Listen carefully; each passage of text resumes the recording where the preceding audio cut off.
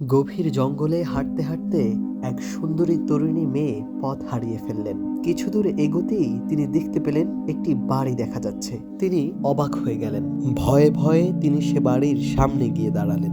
নিরুপায় হয়ে দরজায় কড়া নাড়লেন। তৎক্ষণাৎ দরজা খুলে দিল এক সুদর্শন যুবক। যুবক জিজ্ঞেস করলো, আপনি গভীর জঙ্গলে কি করছেন? সুন্দরী তরুণী বলল, আমি জঙ্গলে পথ হারিয়েছি, দয়া করে আমাকে জঙ্গল থেকে বের হয়ে যাওয়ার পথটা দেখিয়ে দিতে পারবেন?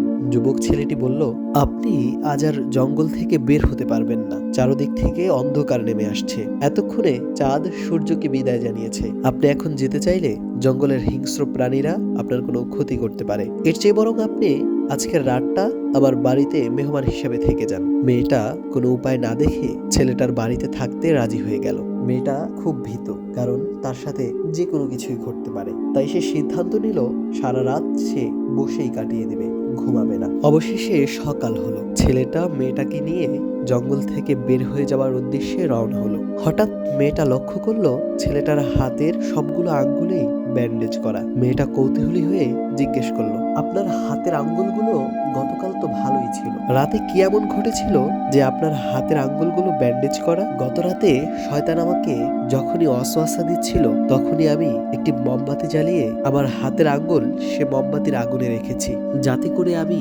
জাহান্নামের শাস্তি অনুভব করতে পারি। এভাবে যখনই আমাকে শয়তান ওয়াসওয়াসা দিয়েছে, তখনই আমি মোমবাতির সেই আগুনে আমার আঙ্গুল রেখেছি। এভাবে আমি হাতের সবগুলো আঙ্গুলই পুড়িয়ে ফেলেছি। আপনারা কি ভুলে গিয়েছেন সেই জাহান্নামের কঠিন শাস্তির কথা? আপনি কি কখনো হৃদয় দিয়ে সে শাস্তি অনুভব করেছেন, যেখানে দুনিয়ার আগুনের থেকেও আরো উত্তপ্ত আগুনে পাপিষ্ঠ ব্যক্তিকে পোড়ানো হবে? আমাদের তা অনুভব করা উচিত। আমাদের জাহান্নামের সেই কঠিন শাস্তির কথা মনে রাখা উচিত।